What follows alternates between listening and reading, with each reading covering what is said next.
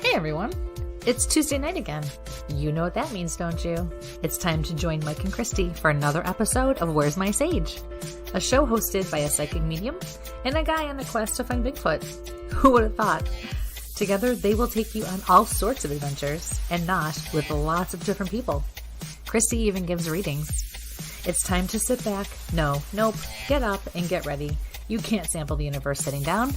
Your hosts are waiting. Come on, let's go!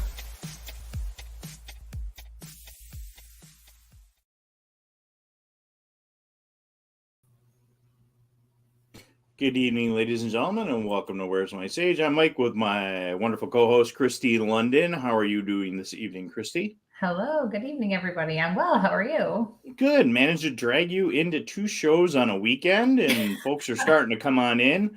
So on a weekend? It's how my day is going. We're going to start already, huh? I don't want to hear it. Yeah. I'm tired, too. No, it's the way we're rocking. So hey, it's all right. We're going to get things out here. We got an amazing guest tonight, and I think that's why my brain is completely spinning around. We're going to get the buttons out of the way first. As folks are tuning in, please like, share, subscribe, hit those buttons. We are coming to you tonight from Where's My Sage on YouTube and Facebook. We're coming at you from Kristie London's page on YouTube and Facebook. We are also coming to you from Where's My Sage on Twitter.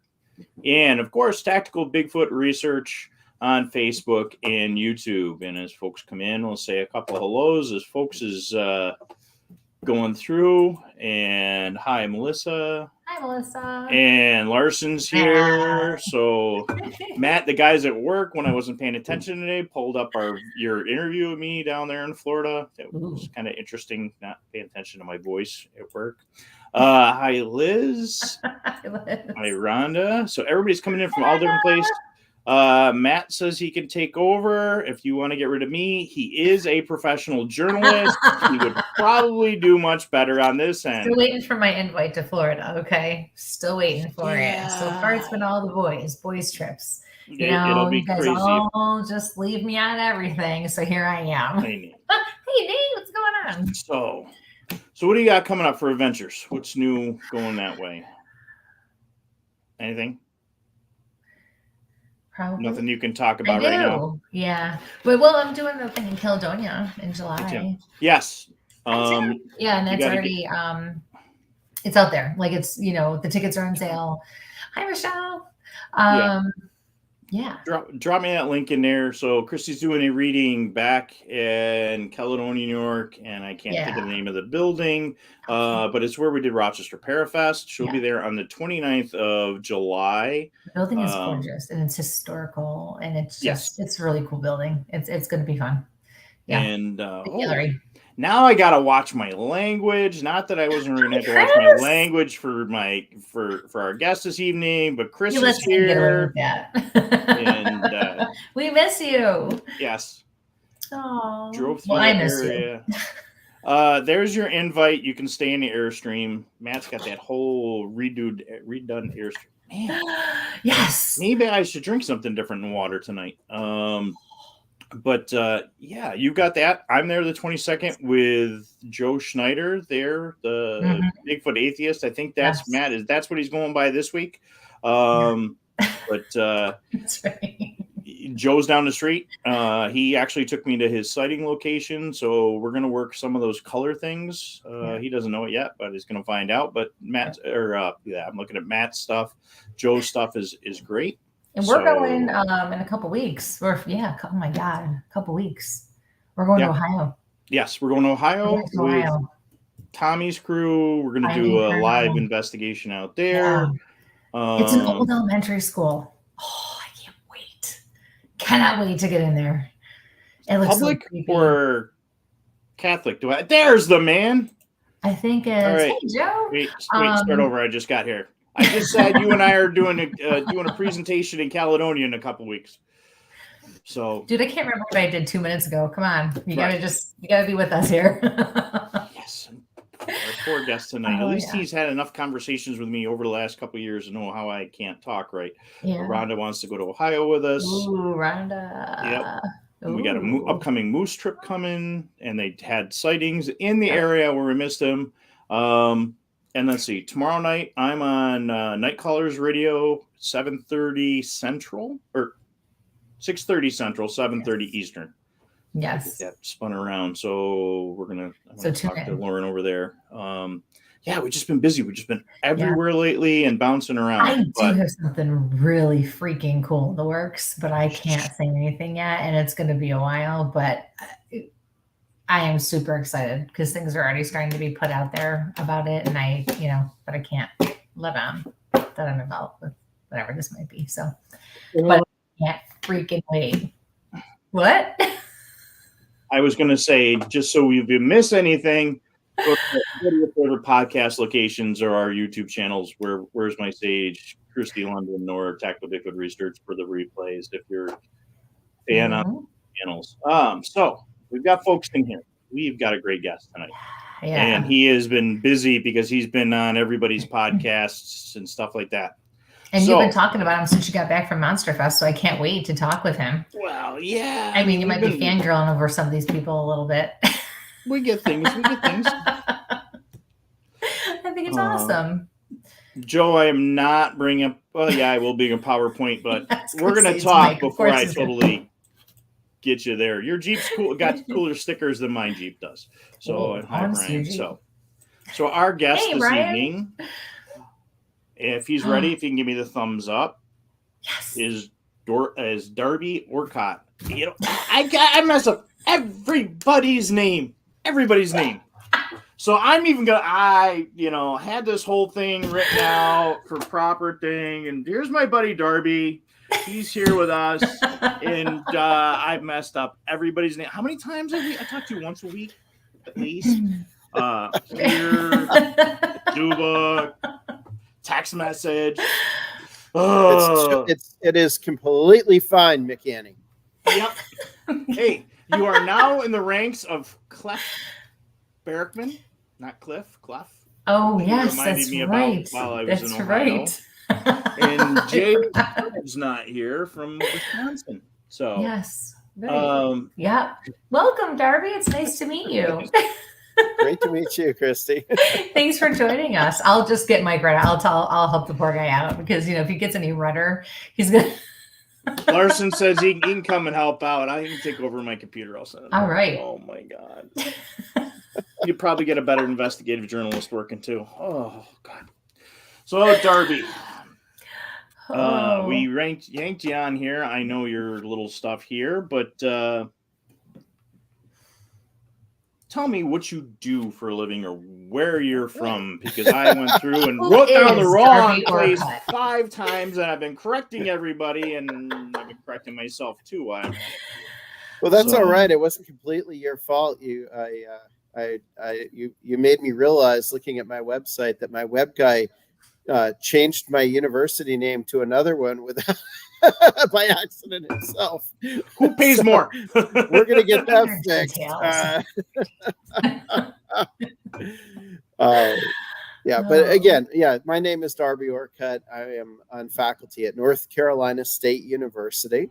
My primary faculty appointment is as a librarian, where I am assistant head for collections and research strategy. The main thing that I do as a librarian, though, is not something that you would think of as library work, but I work supporting interdisciplinary research. I put together research teams that cross all kinds of diverse fields in order to solve really thorny real-world issues. And so that was part of the background that I brought applying when I first got interested in looking into strange things, and particularly into the Sasquatch phenomenon. That's figuring out what is going on there is a really thorny issue. And really requires taking perspectives from a lot of different fields, and so that background has been really useful. I also hold various affiliate faculty appointments with our artificial intelligence and society group, with our genetic engineering and society center, and I teach in our science, technology, and society program. And so I'm all over the map. I'm highly interdisciplinary, and I'm engaged in a lot of really interesting work that crosses just about every area that you can imagine. Wow. What kind of, just going back to your job at the university, what kinds of different situations and things do you actually try to figure out? Like, can you talk about that or no? Yeah. Oh, absolutely. Oh, okay. I mean, it's a little bit of everything. And like I say, what I do is I work to help put these teams together, to help find funding, to help support them. I do a lot of translation work across fields. Okay. So, for example, I do work where I have computer scientists, civil engineers, and philosophers collaborating, and they need to understand one another's language, and so that takes a bit of bridging to get those folks working together.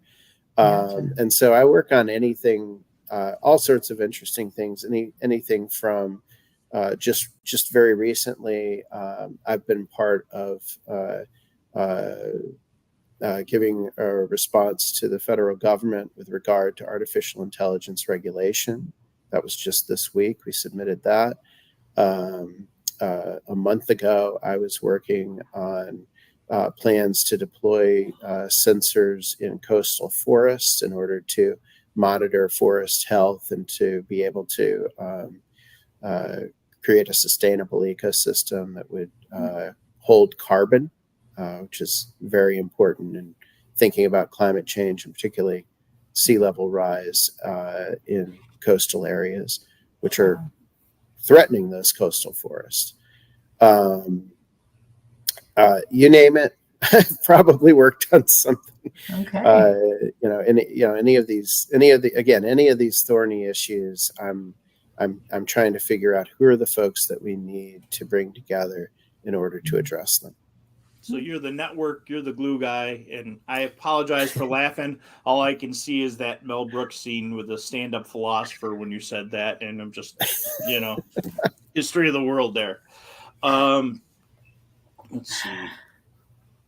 Matt thinks, I think they're doing Forest Park thing here in Florida. I remember hearing of those sensors. Are they down there in Florida that you know of? It wouldn't surprise me a single bit. I would be surprised if they weren't. Interesting. Now I'm going to wrap us back to the Bigfoot thing, but you're interested in the paranormal as well, correct? I am, and it was actually my work with putting together these interdisciplinary research teams that led me to my interest in all kinds of strange things. I was working quite a few years ago, and I can completely talk about this because this is all public information. But the university had been invited by DARPA, the Defense Advanced Research Projects Agency, to submit a pre-proposal for a particular technology that they wanted us to develop. And this was many years ago now, so it may not sound as strange now as it did then to the general public. But what they wanted was a no larger than 1 cubic centimeter microchip that could be implanted in the human brain that could read and write to the brain. And so here I was helping bring together this team, and I'm sitting in a room of 6 or 8 of us. I've got a biomedical engineer, I've got an electrical engineer, I've got a design specialist, psychologist, psychology researcher, a number of other things. And I had this moment of feeling, one, like I was in a science fiction movie, because I knew that while we're sitting here taking this thing seriously within this room, probably even at that time, probably most of my colleagues at the university would have thought this was something very, very strange. And certainly the general public at that time would have said, oh, maybe this is even impossible to really think about. We think of our minds as, our own. Nobody can put information in or take information out directly. But it was really interesting to me because I had this moment of thinking also about, here we are at an elite science and engineering university, and we are thinking about how to accomplish telepathy through technology. And yet, I was at that time only somewhat aware that there were people called parapsychologists who were looking into natural means for telepathy and somehow considered outside of mainstream science. And it struck me as an interesting question. Why would that be? Why can we essentially ask the same question with a technological solution and it's, wow, this is cutting edge science. If you ask if there could be a natural mechanism for this, that's somehow pseudoscience or fringe science or whatever. It seemed a really interesting question to me. It still seems a very interesting question to me. And I had been teaching for many years about how science works, not just in its ideal form, but how it works culturally, institutionally, and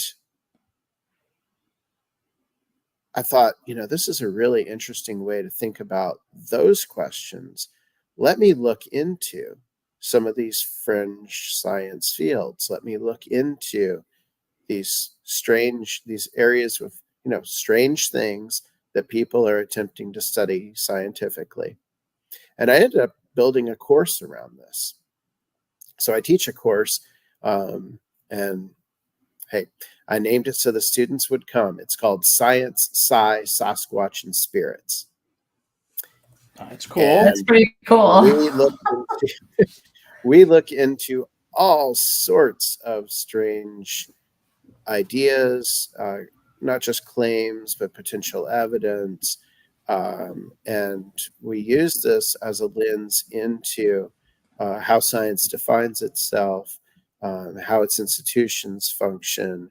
And I haven't been afraid to ask these questions of where should we perhaps draw the boundaries? Are we drawing them in the right ways and in the right places? And so it's a very fun course to teach. It's a course that the students really love and engage with. And it's led me also to working in some really interesting areas, putting together some research projects, some collaborative and interdisciplinary research projects that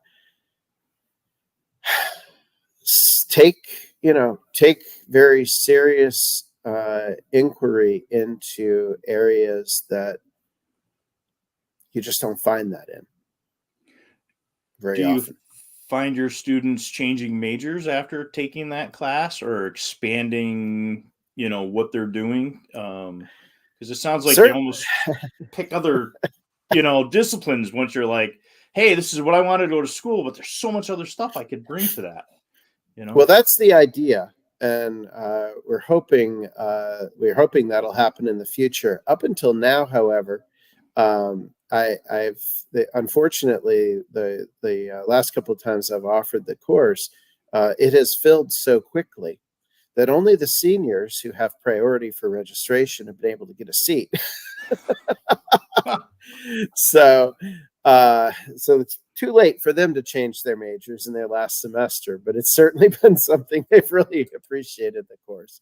But what I'm doing, what I'm in the process of doing, I just taught the course in the spring. I'm getting ready to teach it again this fall, is that I've worked with the department to to greatly expand the classroom and have a lot more students, and also to hold at least half of those seats for underclassmen, because that's what I really want to do and that's why I teach it, as I mentioned, in the science, technology, and society program. And it showcases in many ways a lot of the various ways that you think within the science, technology, and society major, which is to really think about not just the technical aspects of science, not just to learn the scientific theory, but to learn something of the history, the philosophy, the regulatory environment, all of the cultural aspects, the social aspects of science that have a tremendous impact on how science is done, what science is done, and what happens with the results. What kind of backlash do you get from this? Have you received any? And what kind of students do you receive? People, or do you have people sign up that are skeptical, that are there to challenge the whole concept, or what have you? Yeah, well, I do have. I've had a mix of students. I've had. I would say that I've had a few real hardcore skeptical students and a few real anything paranormal is fantastic students.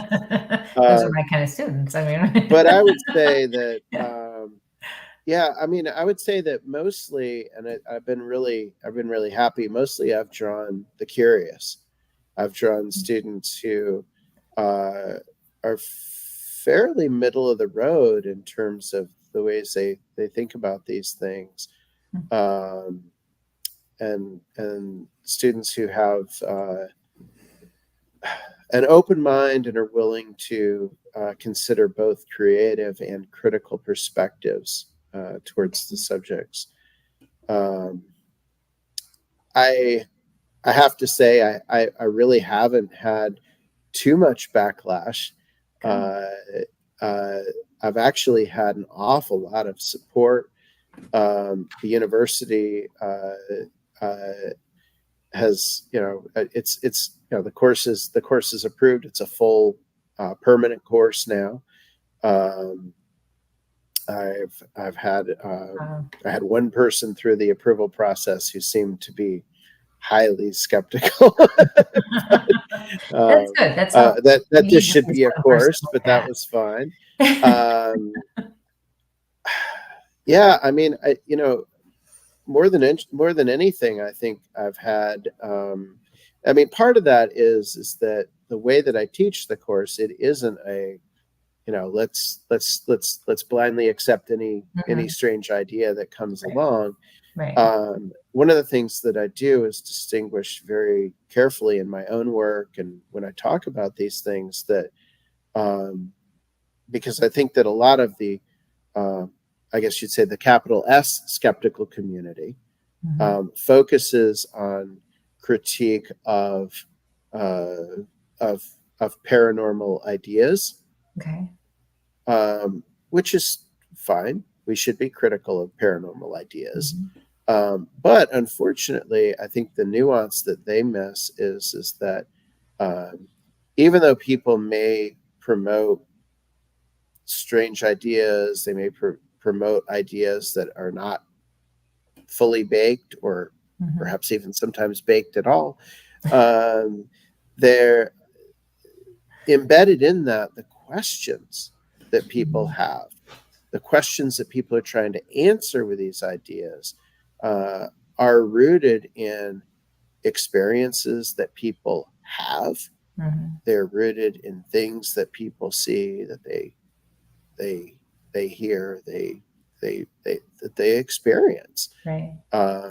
And in some cases, these phenomena are things that people have been reporting, for thousands of years. And so to not take those questions seriously seems just strange to me. So I think there's a difference between investigating these areas scientifically, being interested in exploring them. That is not something that I think you should be, that people should shun. I mean, we have to face the questions that people have. Right. And I think, scientists have not always been open to that in certain areas. And I get it, because sometimes it's hard. I mean, sometimes it's hard to separate the ideas or the theories that people put forward from the questions that they have. Sure. But that's what you have to do if you're going to try to understand these things through a scientific lens. Right. Do you have a lab component part of the class at all? It's funny because I talk about the class as being kind of like a lab class, because we do a lot of lab things. One of the things that we do is we actually, I have the students build their own EMF meters, electromagnetic field meters, from scratch. So they have the opportunity to see what goes into that, to understand how an EMF meter works, what it measures, how it measures, on what scale. And that's really important for thinking about how you consider the pop culture idea that, a change in EMF equals a ghost, which is one of these, again, is one of these ideas that we have in popular culture. It's something you see on television, and yet that is a largely uninvestigated question as to whether what EMF changes even might mean, let alone do they connect to some idea that could be construed as a ghost, which is a whole nother ballgame. Ghost is not something that you can even define scientifically. That's kind of a catch-all for a lot of ideas. So we try to really unpack that. And we do actually go out in the field. I've taken students on ghost hunts. I have a project where the students actually do take environmental readings in purportedly haunted sites and non-haunted sites, to compare those readings and start to build an idea of, are there differences?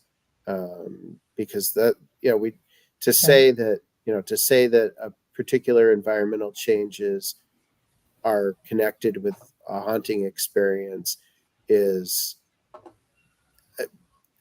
to claim that, you'd have to really understand what environmental changes happen in normal environments. And that's largely undocumented. So you don't even know. So there's a question from Matt from Florida. How effective would an EMF meter be if used in the Florida swamp? And what does a spike to 15 to 30 or so mean? I know there's a couple of guys down there that are starting to use things down in Florida. So I'm going to leave that up there just so it's easier to. That's a very long question. We could probably spend the rest of the interview on that, but I'll give a short answer. I mean, what the biggest thing is, it really depends on what EMF meter you're using, and whether you understand how to use it and what it's measuring.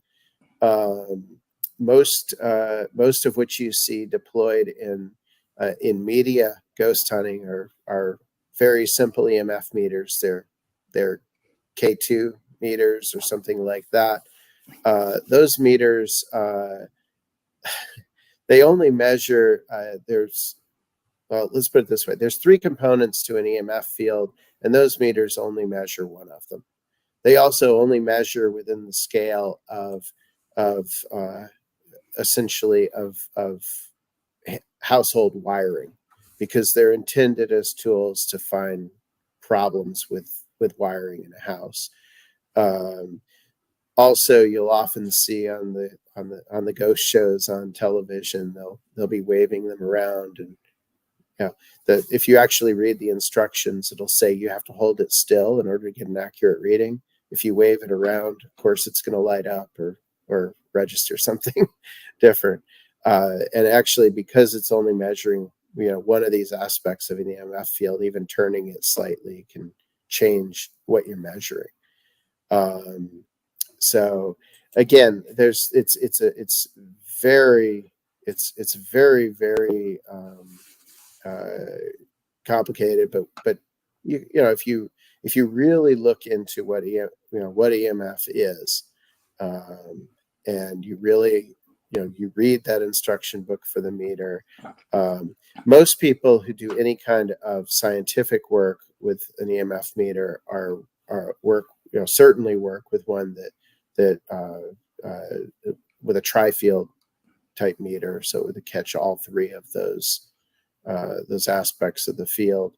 And again, it depends on if you're in the swamp, where you're not going to be likely to be encountering wiring or human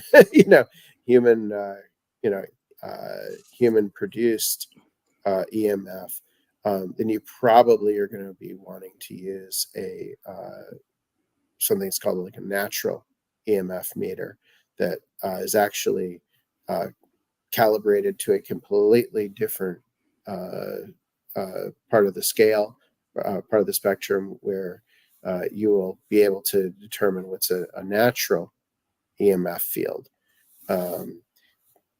It's very there's a lot that goes into it. Like I say, that's the really short synopsis. But the trouble is that most people who are out in the field trying to use EMF really have no idea what it is that they're measuring. And so that's why I really try to get the students to get an understanding of, where are they measuring within the frequency spectrum.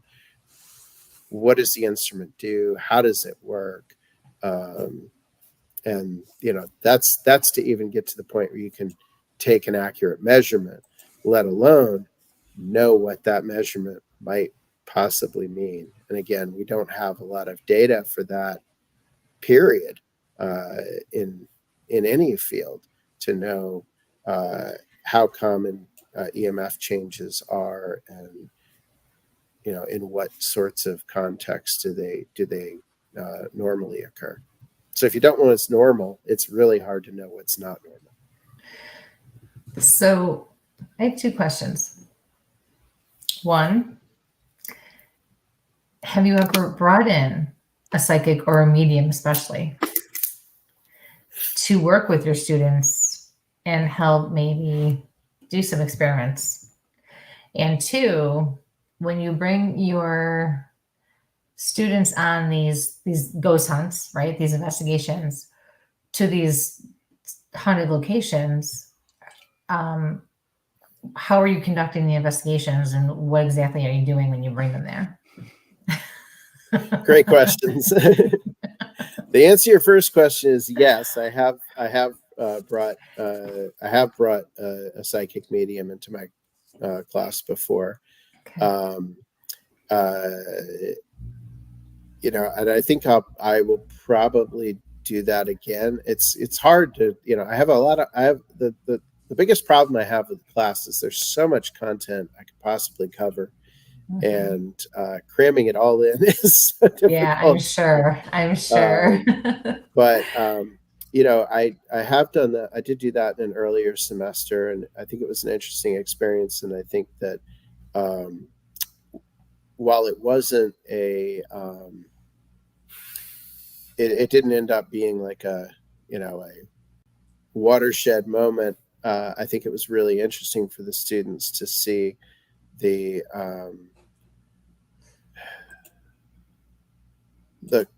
culture of mediumship, if you will.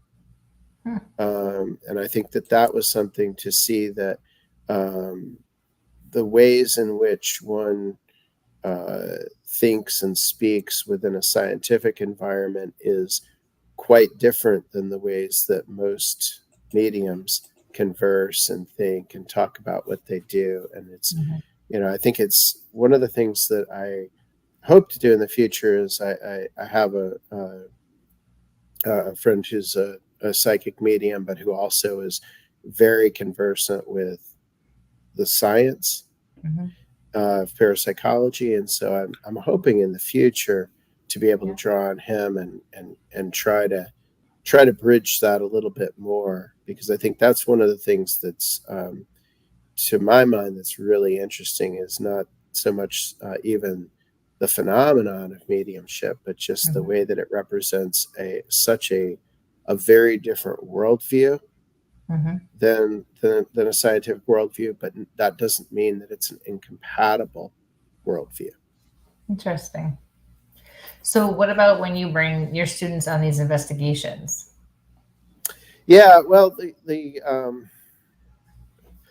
investigations are, not true investigations in the sense, I mean, we do go out and do what we do, but I have so many students, there's no way that they're not, tripping over each other. And, it's very difficult to know, like, to stop and listen and know that, oh, I heard that, and not know that it wasn't one of the, 20 some odd other students who are traipsing around right now.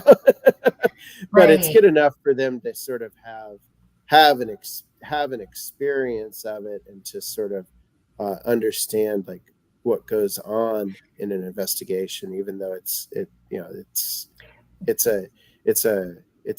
a model rather than any sort of real investigation. Sure, I understand that. So, but do you just kind of go to this place and say, okay, here, go ahead and explore. This is what we're looking for. Try this, try that. Is that basically what happens? I'm changing actually the way that I do that. I'm constantly evolving the course. I have done something similar to that a couple of times in the past, where I've had the students go on sort of a traditional, almost like the type of ghost hunt that you'd see on television, to sort of have that experience, to critique that experience. Maybe like with a guide and tour. Yes. Okay. Yeah. Somebody who knows the building or the place. Yes, absolutely. And again, that's a really interesting experience for the students. I heard you in the intro mentioning an elementary school. We actually went to a retired elementary school that was purportedly haunted, and that was an interesting experience. And it was actually very hilarious too, because what we didn't realize, the students didn't realize, was that there was one wing of that elementary school that had been renovated and was being used as a community center. And so while we were in sort of the abandoned, like completely hellishly looking wing, some of the students, cool part of the building. some of the students had wandered off and actually found the community center part, and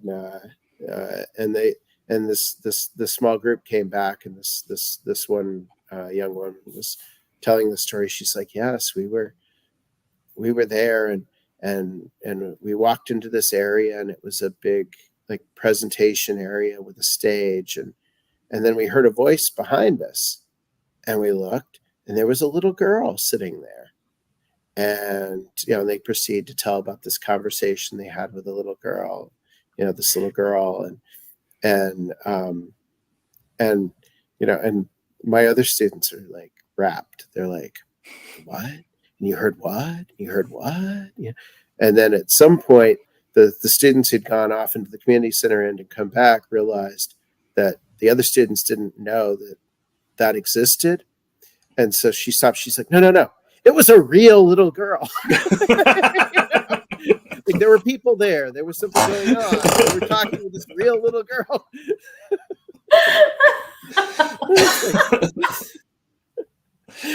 And it was like, she's like, I can't believe I'm having to say this, but I guess so.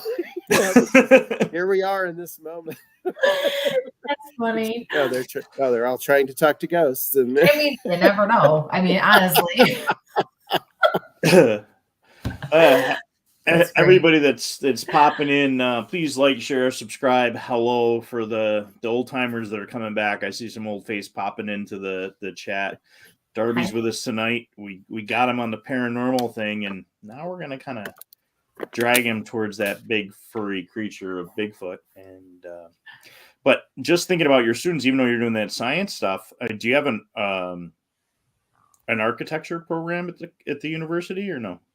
Oh, we do. Yes, absolutely. Yeah, because I mean, if you're going to study these old buildings and everything like that, I mean, that's one thing we've noticed going to different places like Mansfield Prison, where they still do weddings in the old, dining hall and stuff because the marble. I mean, here's a prison. You're getting married in a prison. What? Because of the architecture. Super cool. Right. And it's just thinking about that kind of thing.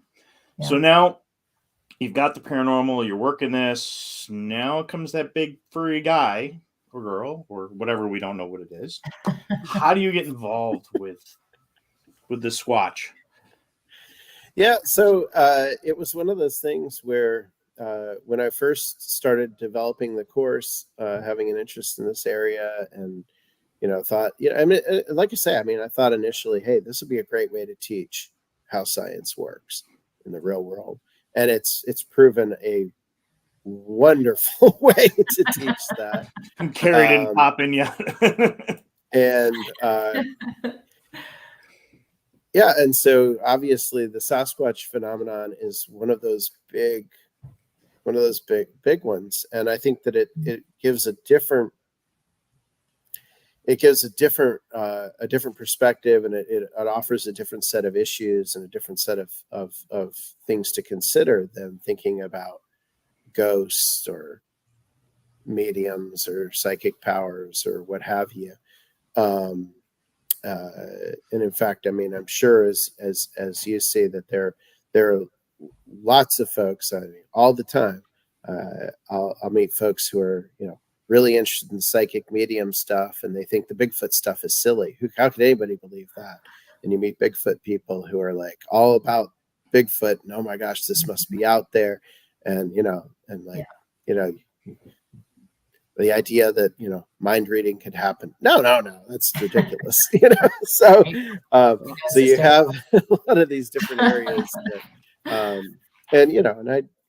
I of course I have my own questions about all of these things because they are, these are, human experiences that people have. And the Sasquatch phenomenon is really interesting because there is also, in a way that there isn't in some of these other fields, there's more trace evidence. There is some alleged physical evidence, and of course, a consistency to reports that is greater than. Like I never, I at first didn't, and I still haven't dealt a whole lot in the class with like the UFO phenomena because it seems so diverse to me. At least initially, it seemed so diverse. So some people see flying saucers, some people see little green men, some people see cigar shapes. At least when you're talking about the Sasquatch phenomenon, you don't have some people saying, "Oh, it was big and hairy," and others saying it was tiny and bald. So there's at least an idea that maybe there's an underlying reality. Or at least some shared reality that people are experiencing. So it was one of the phenomena that I really knew that I wanted to cover in the course. And so I had to really, I had to read up on it. I spent a lot of time actually going out with amateur Bigfoot investigators in the field to see what they do, see what, particularly those who were taking, or so they were taking scientific approaches to see if that, to what extent was that indeed the case, and what did that mean for them, and how did they go about observing and documenting what it was that they observed and documented.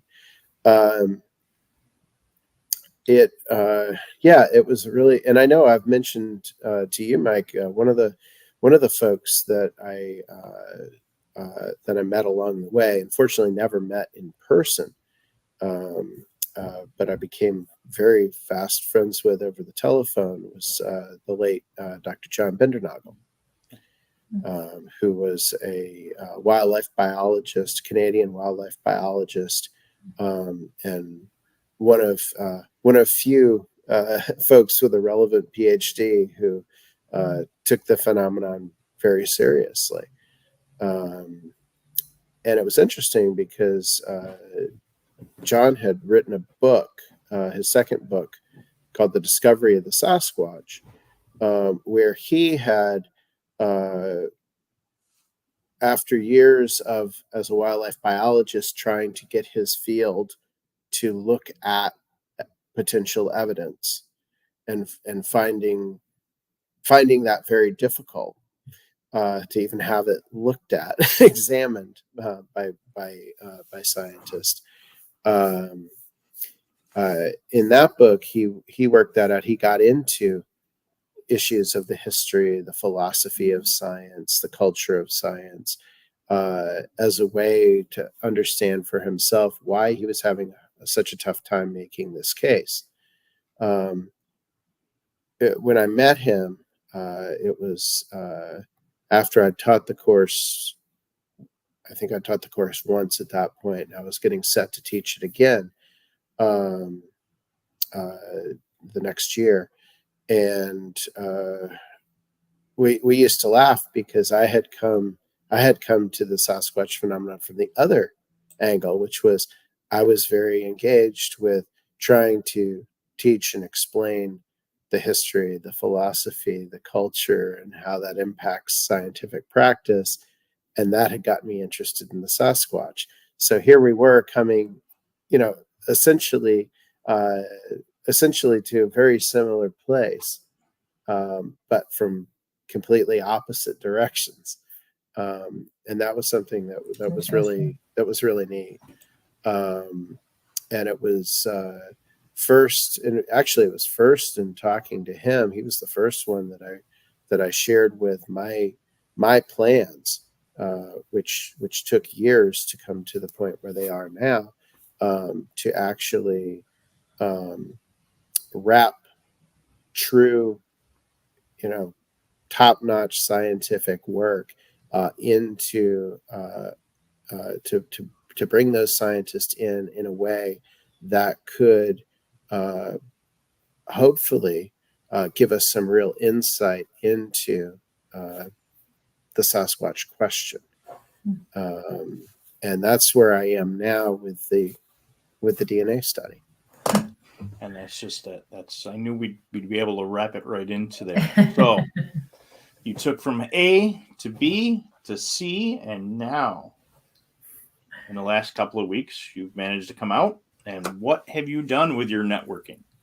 And then we do have some questions in there. Denise, I'm going to get to your question, and then I got one that's kind of running in the back of my mind on the clickbait thing, with your background as a librarian. But so you've had your class, you got your thing.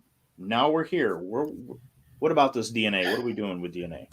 Yeah. So this is one of the things that struck me was that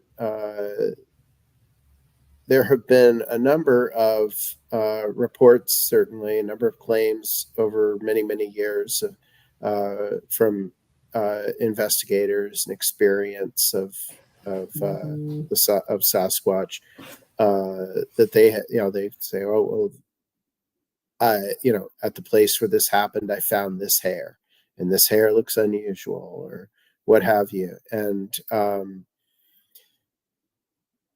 I had been asked by a number of investigators over the years, where do I send this to get tested? I've got this. And I actually looked into that. I looked into a lot of the commercial labs, the work that they do.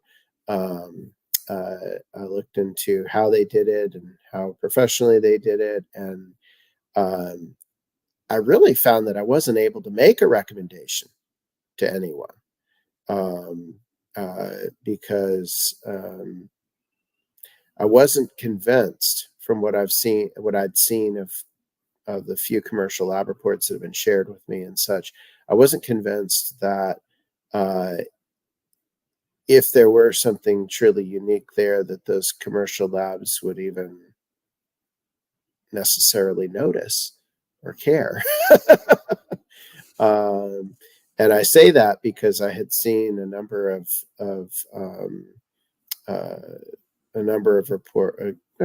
small number of reports where the labs had obviously given an answer, but not necessarily.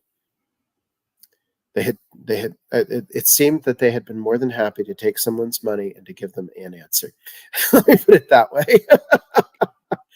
And unfortunately, particularly when you're talking about something that would be, if Bigfoot exists, and if Bigfoot is, if somebody has a sample of that, that would be monumental. And so you really need to be able to trust that and to have a credible place to take a look at that. And unfortunately, there really have been very few opportunities over the years for folks who had such samples to even potentially have them looked at by somebody who was credible in the sense that they could do the work and you could rely on the results.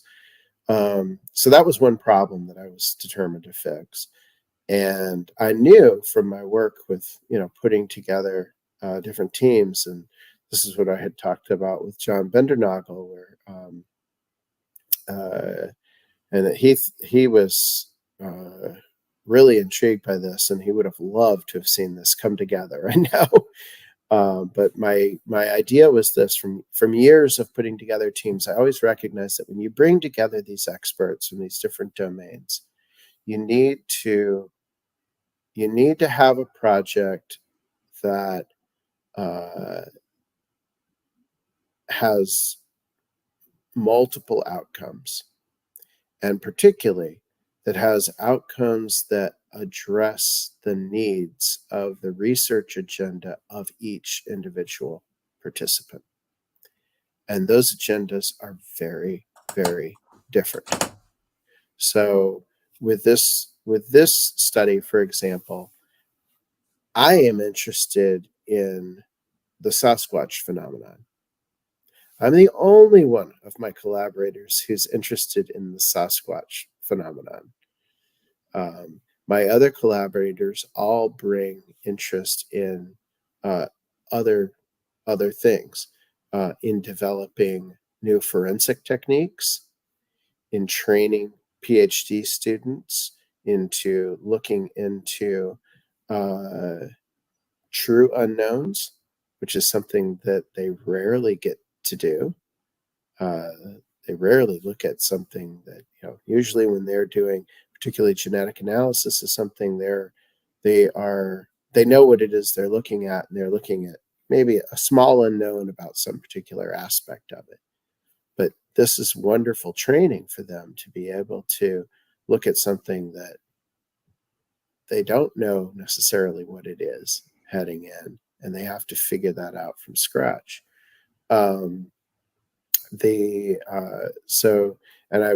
working with a really top-notch microscopist that I found kind of late in the game, and working with him on developing forensic techniques as well as.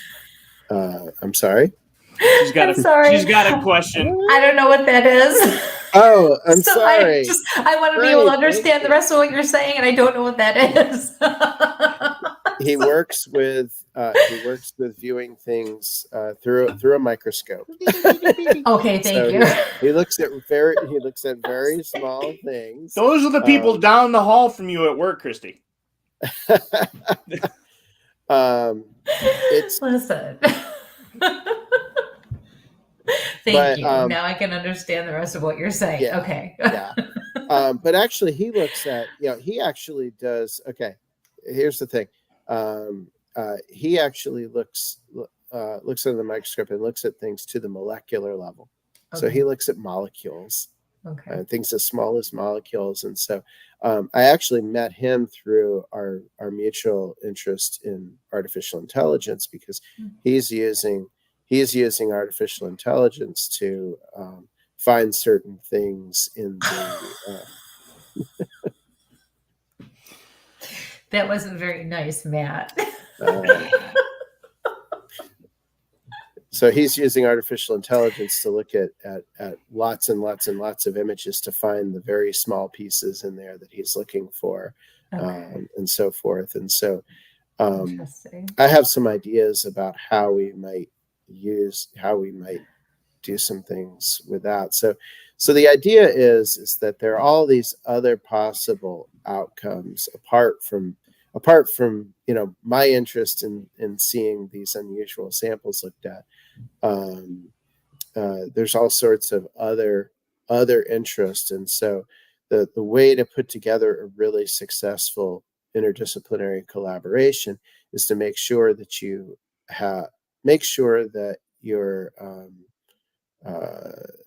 it's doing something for all participants. That's awesome. I mean, just to take all those different disciplines, to put them together, and it's just not blinders on, we're looking for X. Right. What the whole benefit, not, and you've heard me preach about both of you, and most of our audience has, and Central Florida for Bigfoot's my buddy Matt. That's who I do a lot of stuff with. And usually Matt's the one that gets stuck when I go, hey, here's a new app. Here's a new 3D scanner. Here's something. And he's the guy that throws me all the camera stuff. Is our research into this topic brings us so much other, so many other disciplines. When you and I started talking, back in the day, hey, did you talk to somebody, a primatologist on Sol Loris, or those primitive aspects? And then here, I'm doing this stuff with Doug, and who knows what might happen with this UV thing. Probably not much of anything, but we're going to collect a whole bunch of hair in the process and take a look at it. And if we get something that passed, but we're going to have known samples that I can hand over to you. And that's, not to drag you through, because I know you had a long week, is somebody does have something. Matt said, he's got a friend or acquaintance, Tim T, that we know, and Tim's been on the show with us. He's got a bunch of samples. Is the study open? I know right now you're working on some of the processes and stuff. The study is open. We know. Yes. Okay. And I know I shared the link for the initial intake survey with you. Is that something if you could drop that in the show notes, or go ahead and drop that in there? I will work on getting that into the show notes again. I've got it in text message. All right. So I will get it over to the other side of the house here. I'm using I'm on my remote computer instead of my regular computer, because nobody's watching the dogs tonight. Excuses. But if somebody does have hair, I've gone through this, but now we actually have lots of folks listening, because we've got the paranormal thing going, we got this going. How do you want it packaged? I mean, I know I do it all the time, but for you in the lab, people know when I go out to different things. I bring kits and I hand them kits. Here's all the paper or whatever. And while I try to find the webs, there we go. Well, let me make it easy for you. Let me make it easy for everybody. The survey form is online. I'm getting a link right now. Somebody can reach out to me if they, if somebody doesn't do online, I'm happy to get you a print version if you need it. But I assume if they're watching this, hopefully they're online in some way. The survey's online. You can just fill that out. And don't stress about it. If there's a question you're not sure how to answer, don't worry about it. Take your best stab at it, because it's what that initial survey is meant to do is just for us to know who has samples to offer, kind of what kind of samples they are. Tell us a little bit about the context of them, why you think they're interesting or unusual, and tell us something about how they've been collected and stored. And again, don't fret if you haven't collected and stored them and using the best forensic techniques. Don't worry about that, because crime scene investigators all the time have to work with crime scenes that are less than perfect. That's what a lot of forensic work is about. So there's your sample form there. Okay, fantastic. Thank you. Yeah, and you can drop the URL for that in there so that folks have it. URL is dropped down on all of them. And there we go. For those folks listening on StreamYard or Spotify or whatever, just go to our YouTube channel at Where's My Sage or Tactical Bigfoot Research, and the link will be in the notes there. Thank you very much, Mike. Yeah. So what will happen is that folks will fill this out at some point with these. We're going to use this to prioritize. That doesn't mean that, if you don't hear back right away, it doesn't mean we're not going to look at your sample or we don't want it. It just means that, we're human. We have only a certain amount of bandwidth, and it'll depend on, what the flow of offers of samples coming in is. What will happen in these cases, we'll use this to do an initial prioritization based on what we think might hopefully yield an interesting result. A lot of that calculation will depend on the age of the sample, the circumstances in which it's been found and stored, because DNA does tend to degrade. And so if somebody says, "Hey, I've had this sample for 30 years and I've kept it out in my garage and it gets 100 degrees in the summer every summer, and it's been in a plastic bag sealed up, then we're unlikely to be able to get DNA from that. We may eventually want to try if it's unusual enough, but we're probably going to be looking at first for samples that we think are more likely to yield interesting results. I'll be following this up in those cases with an interview with folks, so reaching out and either online like this, or through a teleconferencing or by phone to learn a little bit more. So if if you're not sure how to answer some of these questions, you'll have plenty of opportunity later to explain explain things. And then from there, at that point, if we are prioritizing,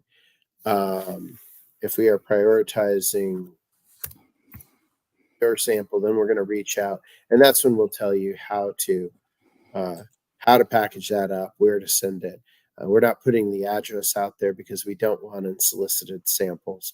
I know that Jeff Meldrum's told me a story of receiving a box of poop with no return address.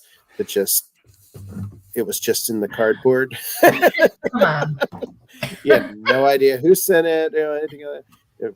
Don't want that. We want to know what's going on. Spending quite a few days with him, I could just imagine his face when that happened. Oh my God. It just went straight in the trash. We got to send him some Cuba cheese. Yeah. But so yeah, wow. so you'll get the instructions on that.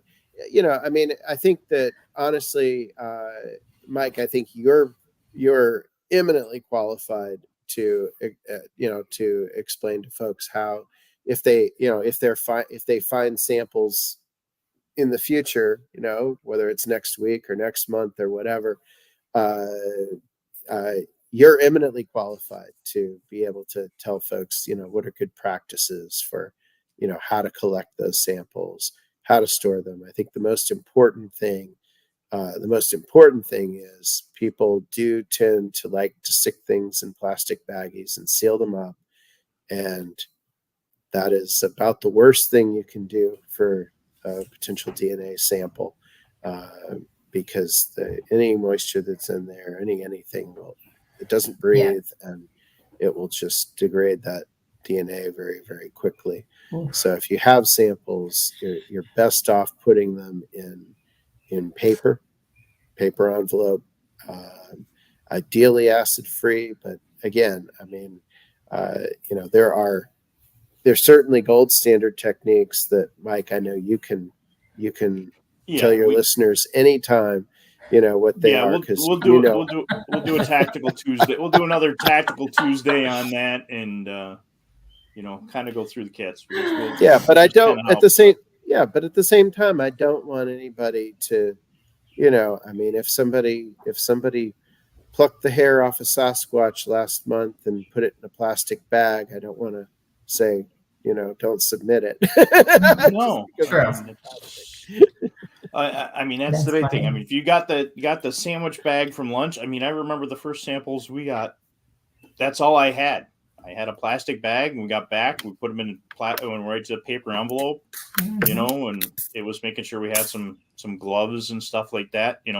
If you've got a first aid kit in your bag, you probably got a pair of tweezers to pull some, a sliver out, and you got a pair of gloves. Don't waste everything in your first aid kit, but I always put extra things in the setup, so it always works.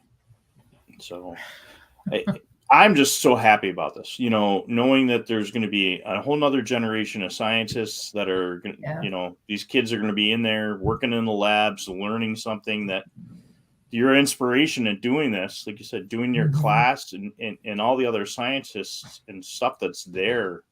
It's not just, sitting behind and, where AI is taking over everything. Right. Or, well, you're approaching it from so many different perspectives and angles. It's not just, you're not short-sighted about it at all. You're open to any possibility, and you're willing to explore that. That's not very common, unfortunately. So you find a new species, doesn't have to be in, our line, maybe a new bear or a new, I don't know, muskrat or something like that. Do you have a nice naming team ready to go, or I'm going to wait and see what happens there? Well, that's something I am just starting to think about, is it would be whatever you think the possibilities are of finding a new species through this study, whether you think they're very high or whether you think they're extremely low, it would be irresponsible for me not to be at least somewhat prepared for that possibility. So yeah, but I haven't, naming, who knows? I mean, obviously it would depend on what it is. If, and it's funny. I mean, as I told my colleagues when we first started the project, I said, here's the good news. If there is a Sasquatch species out there, an unknown species, and we find it, we're guaranteed a publication in Nature, which is the top life sciences journal. Absolutely guaranteed. So, yeah. But I mean, as far as all that, I mean, I think that it's too speculative for me now to think about naming. So we've got some comments in there. Micah, who's coming in from, I'm going to screw it up, Amsterdam, right? Netherlands. Netherlands. Yep. She said she would have loved to have a teacher like this when she was in her younger days. She can type faster than me when I can get. Like she's 80. Yeah. And it's, it's like 4:00 in the morning. She's translating in 2 languages and still gets things out faster than I get out. Yeah. I was going to say, I'm honored that someone's up in the middle. Netherlands, there we go. Yep. She's a diehard. It only took me almost a year to get her name down right. I think it took you longer than a year to get her name down. You still screwed up. Yeah. She even spelled it phonetically for him one time. And he still screwed it up. I have Jay's name spelled and phonetically. It's just like it's just like your name, Mike.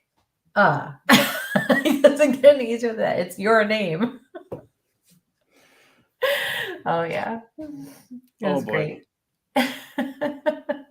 Very interesting. It's 3:15 in the morning over there. So yeah. Thank you, Derek, for being on with us. Love you. She loves listening to all of our guests and learning all about these things, and as all of our guests or all of our listeners and our viewers do. So we really appreciate that. It's just so important to go through. So have you started receiving samples to start? Not yet. We actually just launched the survey online a week and a half ago is when it opened. Yeah, so I'm dropping the survey one more time in here. So we've had a bare handful of responses thus far. Although I've heard from a number of folks that they intend to fill it out. So I hope that those folks will go ahead and do that sooner rather than later. So we're gonna we'll see from there, because we're part of our process of prioritizing things sort of requires us seeing at least a little bit of what may be coming to us. And I think that certainly at this point there are some of those folks I'm going to start reaching out to probably in the next week or so, week or two, and scheduling a time to really hear the fuller story behind it and collect some information. And then as a team, we're gonna make those judgments as to which of the samples we're ready to go ahead and receive and start with first. And folks, when you look at that, that's a huge endeavor, being able to interview and getting all that information and getting the data. Before getting the sample, you have a lot of work looking at how intense the questionnaire is. We have a mutual, acquaintance, Ryan. I know that he called me the other day because he wanted to come up with some new hair collection traps, and those will be coming pretty soon. Kristie got to go out on her first investigation with him in Western New York. That's a guy, if you get up here to New York, Darby, because we're going to get you up here to do a little research in good old Western New York. He's really been working on building some serious traps. And the last 3 mornings I woke up to trail cam footage, of some awesome animals. So cute. Nothing there, but Rise got me there. It's awesome to know that you guys are doing this. What else would you like folks to know about, in this research, in the plans and direction? And Matt was inquiring, how long will the study be open? The thing is, you and I've had lots of conversations, probably once every other week, for a couple hours. And we have some friends that we do a lot of other talks with. Where could we get that? Where are we going with it? Yeah, well, it's funny because I've had a number of folks ask, when are you going to stop? I'm like, well, we've just started, we've just launched, so we haven't, we haven't put a parameter out. Now, I understand that, it's not uncommon. Some studies are very limited in scope. This is an exploratory study. We're not putting strict limits on it at this time. I know, for example, like, I was just being asked today by somebody about the Brian Sykes study, which was a little over a decade ago now. And, when Brian Sykes went into his study, he had a very strict limit on the numbers that he was going to look at. And he looked at, I don't know, I think it was only like 6 or 8 samples from North America. So out of everything that was offered, he chose, I think he chose about 15 and then narrowed that down to about 6 or 8 that he actually really investigated. We're not doing that. We are really truly interested in looking at as many samples as are interesting and that we can, at least for as long as it makes sense to do so. So we're open-ended right now in terms of this. I say that not to say, hey, if you have a sample, wait a year and submit it then. We may not be taking samples in a year. Right. I don't know. If you have a sample now that you think is an interesting sample, you need to go ahead and offer it right away. But again, we don't have a particular cutoff date. Now, I do think that there will, some of that will depend on the results that we're getting.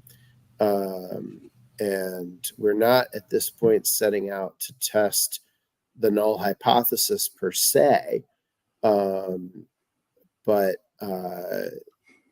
certainly there is the possibility that, if we look at how many samples that we look at, that they, if they're all coming back as known species, no matter how unusual in appearance, no matter how unusual the reported context of finding them or what was going along with that. But if they're all coming back as known species, at some point, my colleagues are going to say, should we really be continuing to invest our time in this? Well, and you've got a cost too. Yeah. Oh, absolutely. There's a cost to this. And I think, it's funny. You mentioned your friend Ryan up there that I had a conversation with a while back, and I kind of half joked to him, but I was very serious that there have been folks who have in the past donated to research in this area, and in some cases $500,000 or something like that at a time. And I joked, but I was very serious. If I through the university were given $500,000 or even approximating that, I could have this set up as a permanent research program where we could always look at strange samples. I've talked about that with my colleagues. There is that value again in training PhD students and looking at unknowns. If somebody came along and said, here's $500,000, what I would plan at this point to do would be to put that in an endowment, to take the interest that comes off each year and use that to support a PhD student in genetics, and to have that ongoing program so that this type of testing would be available to the public on a perpetual basis. And I think that would be really remarkable, because the things that could potentially be learned by looking at unusual things, again, that's not something that a university or any research institute is going to do on pure spec. But if there were that sort of funding, we'd do that. So I know some people have been asking, because I think some people have been asking me, how can I contribute to this, because they're excited about this project going on. I'm not requiring, there's no requirement to donate at all. But if people are interested, I do have a link. I've worked in. Okay. That's another way that the university has actually supported me very strongly, because That's wonderful. not everybody, and you can talk to my colleagues, not everybody gets a gift account. There's a certain administrative cost to the university to set that up, and yet I have one established for this research area of science, society, and the strange, and so people can give tax-deductible donations to North Carolina State University, earmarked for this type of work.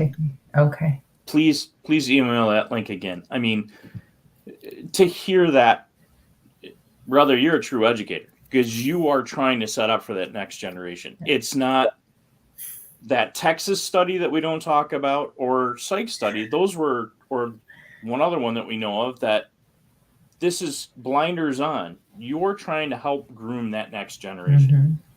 And to hear that, yes, that graduate student is working on that, or possibly to have something for another student to continue, who knows what they might find outside of, just from the genetics end.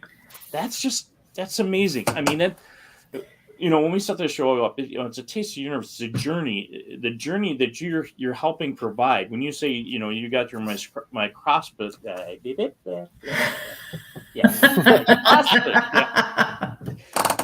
okay, it's getting late. And then I'm going to follow up with a couple of comments, because I really here you got somebody that can look at something at the atom level. And you have that hair. So if it is degraded, you still have somebody else that could look at that hair and say, hey, there's something different in this. If it was something that was essentially. But, eventually things degrade to nothing, so I can't promise well, that. yeah. So, and that's the question. Finding the trackway, who I got to meet, at Monster Fest, how fast does hair degrade, and is it absorbed in the soil naturally? Again, that's something. If you go look at the Body Farm stuff, they can kind of explain some of that information. Unless you got a short answer on that, Darby. I know we're kind of getting short on time for tonight. Yeah, well, I mean, it depends. It depends on the hair. It depends on the soil. It depends on the conditions. It depends on so many things. Finding the trackway. Yeah. Go look at the blah blah blah blah. The Body Farm stuff. They kind of go, there's a whole cool stuff in there. I've got the address. There we go. So here's the address to donate. So somebody that wins the lotto, please go help a college student and the study. Matt's got a good point here. This is interesting. So I wonder if all the so-called people claiming they have Bigfoot hair samples actually take advantage of this free offer, kind of put up or shut up moment. And really, you are giving a chance to all those people that have been pushing those things for years. And I'm going to reach out to Bigfoot Tom and just got something. And then, it wouldn't be our show if we weren't a little goofy, but I got to give it to him. Finding the trackway, hair collection trap, shower drains, so you could place in the woods. Just kidding. I think he's got a point there. I'm thinking, excuse me. When we talk to Amy Brew the next time, ask her about the print that we found down in Pennsylvania and where it was located. It was directly looking at the outhouse where the woman's tent was and down towards the showers, Hey, put a drain in there. Maybe we'll get lucky. Oh my goodness. Denise, happy birthday. Oh, happy birthday, Denise. Yes. Again, Darby, we appreciate you being on with us tonight. I mean, is there anything in closing that you really want to that we missed? I mean, it's just so amazing that your university is allowing this to go on and put this for you to coordinate all these different disciplines. God, I was going back to school again. I mean, I want to go back and finish my museum studies degree. But Matt, I think you and I need to go take this class. Is it 3 credits? 1 credit? How many credit hours? Because, I know I got to take a couple of things to finish this archaeology degree out. If it's really that important to you, it won't matter how many credits there are. You'll just do it because it's important, right? Yeah, well, the course it's a 3 credit hour course. I have to say, I am exploring options. In fact, I'm meeting later this month with our continuing education folks to see about the possibility of offering more of an adult education, shorter version of the course or something like that folks, because I have a lot of folks who are very interested. I don't want to it is, I mean, I think one of the things that does surprise my students with the course is that I think there are a number of them who think, oh, this looks like a lot of fun. And they always tell me at the end of the semester, yeah, this was a lot of fun, but this was a lot of work. This was, well, I mean, it's not all fun and games. It's a rigorous course. No, I mean, it has to be, though. And I mean, I think that's the thing that, is that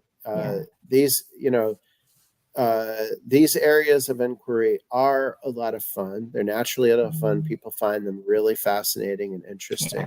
But if we're really going to understand them, if we're really going to do true research in these areas, that requires some rigor and that requires some work.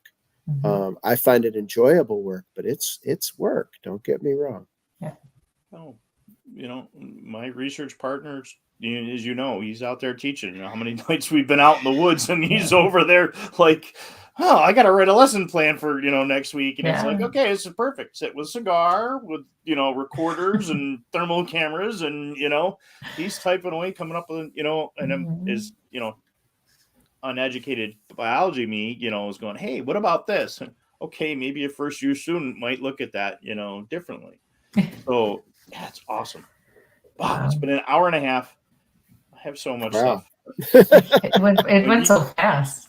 And thank you. I see that you shared the donation link in the chat. Yeah. One thing I'll mention is that donation link is just a weird way the university does it. It actually resolves there are 2 options there.